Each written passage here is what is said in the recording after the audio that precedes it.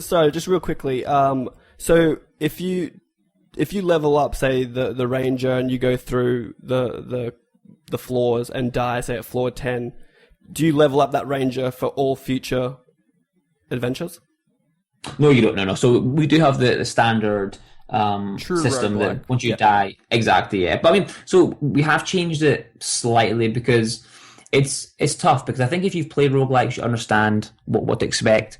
But there's a lot of players out there who've never played roguelike before, and if they pick this up and they get to floor 5 and die and start again, it's that frustration of, well, do I want to do that again? But at the same time, exactly, yeah. But at the same time, you need to cater to people who want that experience.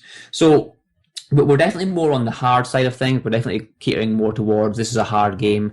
With a name like brut-l, you kind of have to. But we do have a system in there called the God-Oller, where basically you can, through the levels, you collect loot. And this loot adds to a score. And if you want, on certain levels, it's randomized, but on certain levels, you'll find God altars.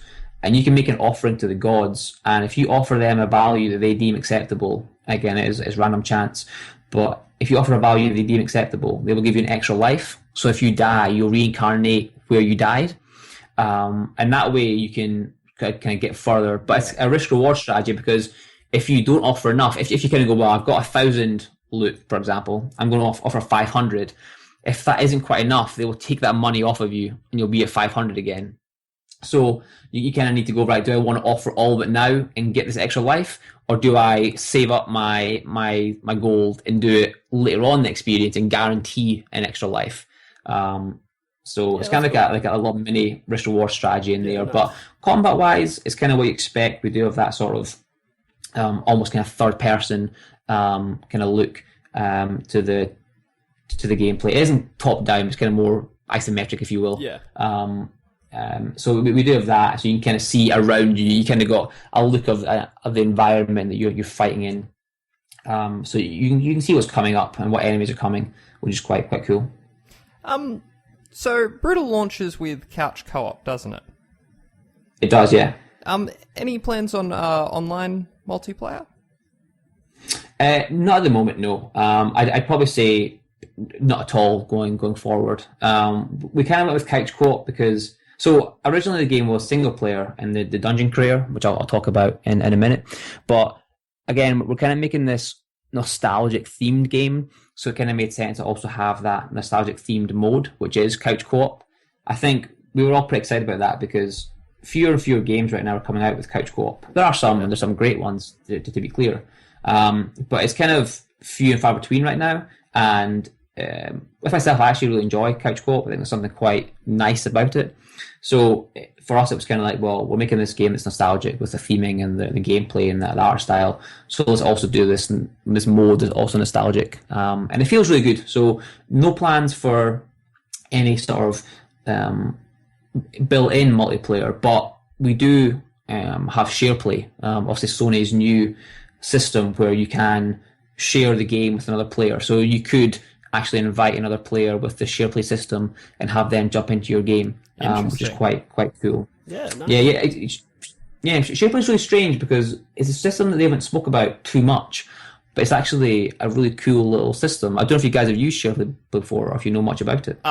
We live in Australia. Yeah, our internet is, I think, 49th in the world. Behind some lesser countries, right. And we don't have the bandwidth. I think they require at least a 5 meg upload, and we're lucky to get 2. So at least where we are. If you're in inner big cities, you'll get some fiber. But no, we're still in the Stone Age. I think, if I may, right call with the couch co-op. That'll certainly set you apart. Definitely. That's how me and Govinda like to play games together. Especially couch co-op that doesn't require us to split a screen. Oh yeah, that's one. Yeah, exactly. Which is the best.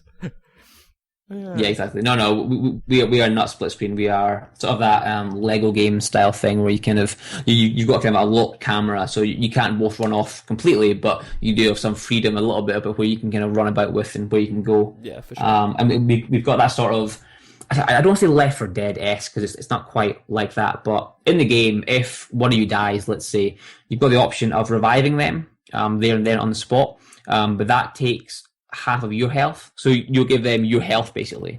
So obviously that's a risk because then you're both now low on health and need to survive.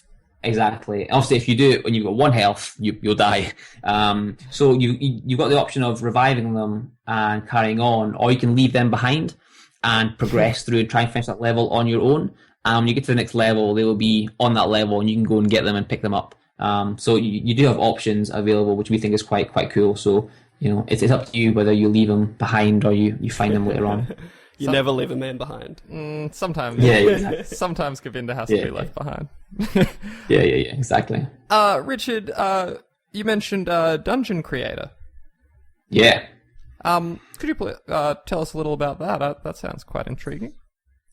No, of course, yeah. So that's one of the features that we're still working on right now, but it's coming along quite nicely. And basically, you can create your own levels. So by that, what we mean is you're given out a blank template, and you can place the dungeon floors, you can place the lava down, you can place empty space, you can decorate these rooms with sort of items, crates, tables, whatever else we have in the game. You can place loot drops, so you can put weapons in chests, potions in chests, and crates, and you can place enemies as well. So you can create a level of your nightmares or your dreams, and then you can also share it online. So you can share it online via our leaderboard system, and it's not as in depth as Mario Maker, but just kind of give a comparison. So you share your level online, and people can play it and they can up or down vote it.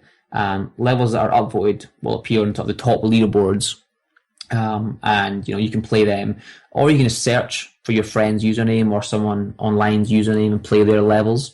And we're hoping that will kind of add to the game's depth. Internally, we've made the levels you'd expect. We've made kind of traditional dungeon crawling levels, but we've also made just platforming levels. We do have kind of platforming elements in the core single player or co-op experience, where you need to get from one part of the level to the other, and you're jumping over gaps, you're avoiding traps, you're avoiding pits. So we have made some levels internally where it's completely filled with lava, and you're making jumps between small little plinths, trying to avoid spears and arrows and so forth. So we're hoping there's quite a lot of variety there that players can jump onto. And I think you will get a lot of the standard, this is a dungeon crawling level, go out and enjoy it. But you should also get some interesting platforming levels as well. We do have the feature in where you must complete your own level before you can share it. So you can't make a level that's impossible and share it online. You need to actually finish your own level, which will hopefully cut down on some troll levels. Yeah, nice. But we think that should be quite interesting. Yeah, that sounds awesome. Yeah, definitely. Slowly coming to the end of this interview, we just kind of wanted to talk about Stormcloud as a developer, kind of the history of Stormcloud and how you got to be working with them. Yep. Yeah, sure. So Stormcloud's been around for a few years now. I've only been there since last September, actually, so not too long ago. But I always describe the studio as, we're at this great place in game development now where people who grew up playing games are now making games, but not only making games, they're actually getting to make the games they want. Like, they're making the decisions. And I think that's where we're at with Stormcloud, that Frank and the team, Frank being the owner and the managing director, they are making this game because this is what they want to make. There's no sort of, we have to make this is a work for hire type job. And those are fine too, but we're at a good point now where the team are making a game that they actually want to make. And there are obviously restraints. You've got a budget and a time scale, and you need to be realistic with those things, but we're at a great point now where brut-l is the game that this team want to make, and they are making that game, and I think that's pretty cool. Yeah. Previously, so on you go. Oh, it's just you can kind of tell that there's a passion involved in it, and they're really putting their all into it.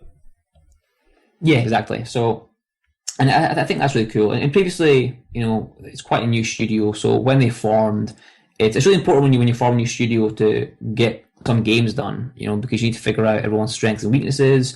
You need to figure out relationships, how people work together. So when they first formed, they actually worked on some mobile games initially. Okay. And they did that for, I think, roughly a year, maybe a bit less than that, actually. But quickly realised that wasn't where the passions lied. I think mobile is quite a big, obviously it's a huge market. But I think with games, you work in games because you're a passion. And I think the guys realised that they wanted to work on games they were passionate about. So they kind of put mobile to one side. They were proud of the work they did, but going forward, they wanted to work on things that they were passionate about and games that they would play and experiences that they enjoyed. So they put mobile to one side and kind of, that's been left behind now, so to speak, and focusing on core experiences, and that in this case is brut-l. So that's been really exciting for the team. And me in particular, I joined in September, and it was actually just chance. I kind of just emailed Stormcloud and sort of said, like, I'm an experienced producer. I've done this, and the next thing, and I'm looking to work on a passion project. And I didn't know what they were doing at the time, and I had no idea. And I got speaking to them, and they showed me the trailer for the game. And it just struck me as being really unique. It's a kind of game that I think it just looks unique. It just looks different, and I think that is really exciting for me. So I was like, sign me up. I didn't need to know anything else. That was it. Just get me on board, and I joined a few months later. And since then, I've been doing marketing and QA and production, and it's a smaller studio, so you kind of get to do a bit of multiple different things. Exactly, which is actually really really quite refreshing for me as well. But overall, it's going really, really well. I think I always describe it to sort of friends and colleagues as you have freedom within your role. And obviously, there are constraints in terms of, again, budget and time and making sure you're working on the correct things, but you get to own what you want to do. So obviously, I want to do stuff like this and chat to you guys because you guys are doing a great job with your podcast. So I just emailed you and went, let's do it. And you guys were like, cool, let's do it. Actually, so I think that's really interesting. Yeah, I actually just wanted to give a special mention. Richard, we were in contact on Twitter before we had even posted an episode, which was really cool. Yep. We kind of spoke months ago about the possibility of doing this, and I'm pretty excited that we've kind of gotten here. It's great. No, definitely. It's really exciting. I mean, I always say to, one of my things is that if you want to do something, so let's say you want to do this podcast, which you're doing, just do it. Just go out and do it. And I'm really excited to work with people like yourselves who are clearly passionate about what you're doing, this podcast and PlayStation, because I think it really shines through. You're not doing it for money or for fame. Obviously, that'd be nice, but you're doing it because you want to. Yeah, exactly. Yeah, but you're doing it because you're passionate about it. And for me, that was like an instant. Well, let's just chat. Let's hang out and speak about games. It was for me, it was an obvious connection and something that we should do. So I actually enjoy the show. I do listen to it, not as much as I should do, but I do listen to it when I'm walking the dog. So I think I'm behind by 3 episodes, I think, so I'm a little bit behind. But I do. We forgive the you. show. We're losing track ourselves. To be totally honest.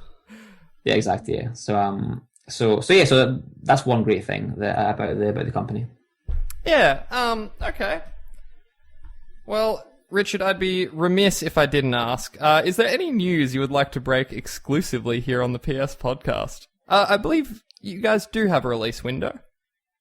We do, yeah. So we're looking to aim to launch before summer. So it's kind of that, pre-E3 type deal. Any exclusive things that will launch on the podcast? Well, that is definitely. Come on, Richard, we need this. I know. I'm trying to think right now. On the top of my head, I can't think. I am trying to think of something. It's fine. It's fine. I was more joking. Were you guys thinking of any DLC later down the track, like different characters or anything? At the moment, no, but we're taking the kind of approach of let's get the core game done first of all, make sure that's as great as it can be. But we don't have time to think about DLC, to be honest with you. We kind of want to put all our time into making sure that the game you get on launch is, we put everything into that versus going, here's the game that we've launched and we're also going to do DLC in a month that we've been working on for 2 months. We kind of much want to make sure that we're focusing on the core game. So I guess there you go. There's an exclusive. We're no immediate DLC plans. We're purely focused on just getting the best game possible. Well, it sounds awesome from what we've heard so far and from what we've seen. We're really looking forward to it. Yes, I think we'll be playing it quite extensively. Couch co-op was the selling point. Awesome. All right, Richard. Well, if we should probably let you get on with your day. It's quite nice and early over there. It is, yeah. Should we let's do the closeout. We gotta all close right, it properly. Here we are. Well, this has been a very special episode 16 of the PS Podcast, Australia's #1 PlayStation podcast, hosted by us. Feel free to contact us at _PS Podcast and join our Facebook group. Reviewing us on iTunes is also super helpful, and it really helps us out a lot. But word of mouth is where it's at, so tell all your friends. Share us wherever you can. We really appreciate it.